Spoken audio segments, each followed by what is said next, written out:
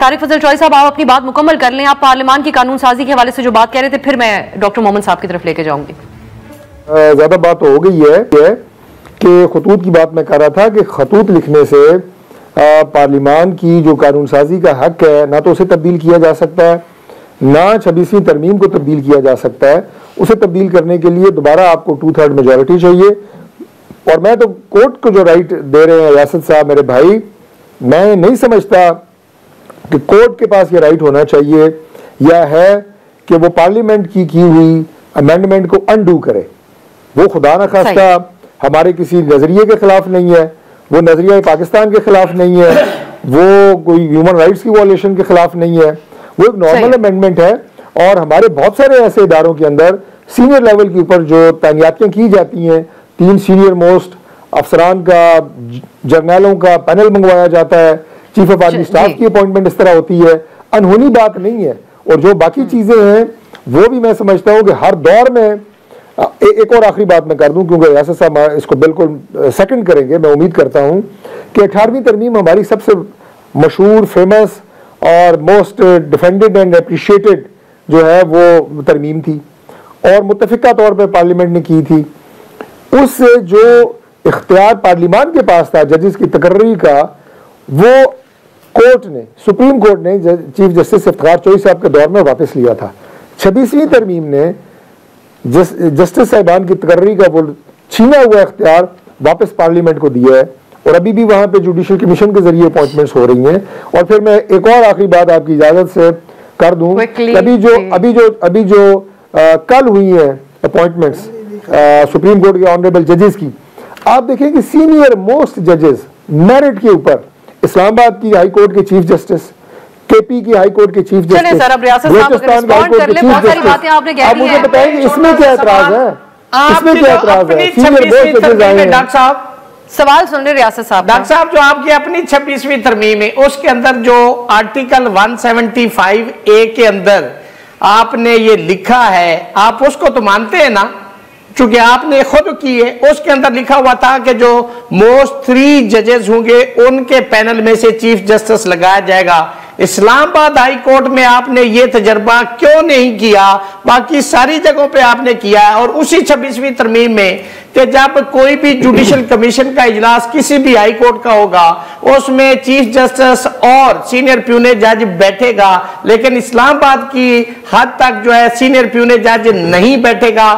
آپ کی یہ 26ویں ترمیم کے اندر لکھا ہوا ہے وہ درست ہے, آپ اس کو کیوں نہیں ماننا صاحب؟ لیکن آپ اپنی بات کو آگے جاری رکھیں. وقت کم ہے, میں سینٹر صاحب آپ کی طرف آتی ہوں.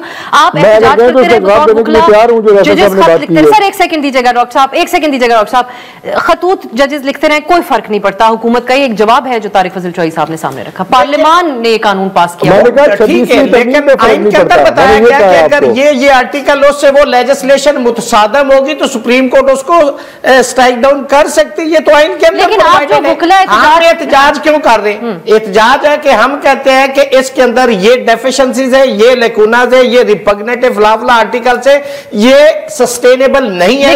سپریم کورٹ سنے ہم یہ پروٹیسٹ کر رہے ہیں. لیکن وکلا اس وقت جس قسم کی تقسیم, ماضی میں جو وکلا تحریک تھی سب یونائٹڈ تھے. کل جب آپ لوگ باہر نکلے تو اس میں سے آپ کے تمام یونائٹڈ نہیں تھے اس معاملے کے اوپر. دیکھیں پاکستان کی 5 صوبائی بار کونسل ہے, 3 ہمارے ساتھ ہیں. دیکھیں سندھ کا وائس چیئرمین میرے ساتھ تھا, اسلام آباد کا وائس چیئرمین میرے ساتھ تھا, رائے بلیدی صاحب بلوچستان بار کونسل کے وائس چیئرمین وہ میرے ساتھ تھے. لاہور کی, پنجاب کی, ایشیا کی سب سے بڑی بار اس کے ہائی کورٹ کے اسد منظور بٹ صاحب, لیکن دیگر سیگمنٹس آف سوسائٹی جیسا کہ اپوزیشن پی ٹی آئی کے اندر بہت سارے وکلا ہیں, پی ٹی آئی کے وکلا نے آپ کا ساتھ دیا جن کو ایکسپیکٹ کیا جاتا ہے کہ ایک بڑی فورس ہے. جو کل ہمارا پروٹیسٹ تھا اس میں نہیں تھے پی ٹی آئی کے لائرز نہیں, یعنی پی ٹی آئی زبانی جواب ہم تو اپنا ایک ہمیں پی ٹی آئی میم نون کسی سے کوئی تعلق نہیں ہے. ہم آئین کی بات کر رہے ہیں, قانون کی بات کر رہے ہیں, ہمارا ایک بالکل اسپیسیفک سٹانس ہے جس کے اوپر ہم کھڑے ہیں. ہمیں ہمارے ساتھ کوئی کھڑا ہوتا ہے پی ٹی آئی جس کے لیے ایک پرسنل مسئلہ ہے, اگر وہ زیادہ ساتھ دیتے, زیادہ توانا آواز بن کے آپ سامنے آتے. ہم تو کہتے ہیں تاجر بھی ہمارے ساتھ آئے, صحافی بھی آئے, ڈاکٹرز بھی آئے, انجینئر بھی آئے, طلبہ بھی آئے, پولیٹیکل پارٹیز کے لوگ بھی آئے سارے. ہم سب کی یہ بات کرتے ہیں. میں ایک بات بتاتا ہوں, جو ریاست صاحب کہہ رہے ہیں وہ کہتے ہیں کہ یہ ہم لائر کا مسئلہ ہے, آپ بیچ میں پی ٹی آئی کو مت ڈالیں, یہ لائرز کا مسئلہ ہے. پی ٹی آئی میں لائرز ہیں, ہر چیز میں لائرز ہوتے ہیں. جماعت ہے جو کہہ رہی ہے 26ویں ترمیم سے میں ایگری کرتا ہوں. पूरी पीटीआई को इनके साथ होना चाहिए। लेकिन मैं दो बातें करता हूँ, तारिक फजल चौधरी साहब ने दो बातें की है, मैं एक वर्स। सर एक सवाल पूछ लो आपसे, आप इन लोगों को पढ़े लिखे ना होने के ताने ही देते रहते हैं अपने मुखालिफिन को, लेकिन उनकी कानून साजियां देखिए, उनकी प्लानिंग देखिए। मैं उधर ही आ रहा हूँ, मैं इनकी फुर्तियां आपको बताता हूँ। छोटी चीजों के ऊपर बहस करते हैं। जो सबसे पहले तो मैं एक वो सूरह अज़-ज़ुमर है, ये 39th सूरत है, उसकी आयत नंबर 9 है। उसमें कुरान कहता है कि क्या those who know and those who don't know, क्या वो जो जानते हैं और वो जो नहीं जानते, इल्म रखने वाले और जो इल्म नहीं रखने वाले, क्या वो बराबर हो सकते हैं? नहीं हो सकते। ये मैं नहीं कह रहा। अगर इल्म इंपॉर्टेंट नहीं होती, सर इल्म का हर किसी की अपनी डेफिनेशन, सुन ले अच्छा, इसकी इंटरप्रिटेशन ये है, कुरान की आयत तो इंटरप्रिटेशन ये है कि इल्म रखने वाले लोग पीटीआई के हैं, प्लीज इंटरप्रिटेशन है साइड, प्लीज मैं ये नहीं कह रहा हूं कि मैं कह रहा हूं, ये नहीं कह रहा हूं, मैं एक बात कर रहा हूं, मैं पीटीआई की नहीं कर रहा हूं, आप वैसे इंटरप्रिटेशन ये कर रहे हैं, कॉन्शियस हो रहे हैं, मैं नहीं कह रहा। लेकिन दूसरी बात है, ये जिस तरीके से 26th अमेंडमेंट पास हुई है, आप मुझे एक बात बताएं, जो पार्लिमानी तरीका है डिस्कशन का, वो ये नहीं है कि फलाने के घर में जाके देखो, फलाने के घर में जाके देखो। मैंने उसके ऊपर कोई डिस्कशन नहीं की, उसमें किसी जगह पे डिस्कशन हो ही नहीं है। ये अच्छा, ये जो बात करें ना 18 अमेंडमेंट की, 9 महीने तक उसके ऊपर डिस्कशन नहीं है पार्लियामेंट के अंदर, इधर कोई नहीं। अच्छा, नंबर 2, मुझे एक बात बताएं, ये कोई तरीका है कि आप लोगों को ऊपर किसी को एक तरह से धमका रहे हो, किसी को दूसरी तरह से धमका रहे हो? क्या वो जो तरीका हो रहा था कि डॉक्टर साहब देखिए, आप इस चीज के ऊपर ये जरूर कहिए, हुकूमत के ऊपर आपका ये तमाम एतराज है, इसके तरीकाकार के ऊपर भी एतराज है, पीटीआई कितनी कोई मुतहरिक है, ये भी तो एक सवालिया निशान है। देखिए उसको छोड़, आप सिर्फ बातचीत करने की हमारी गिनती को पूरी करता था।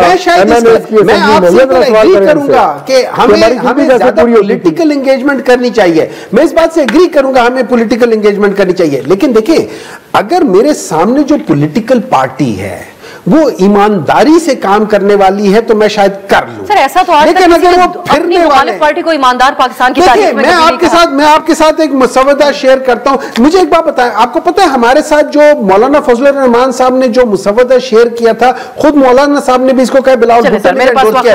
उन्होंने हमें यह कहा था कि 26वीं तरमीम के तहत justice Mansoor Ali Shah chief justice रहेंगे, ये अकॉर्डिंग टू जो मुसवदा हमें मिला था। लेकिन बाद में इन्होंने चेंज कर दिया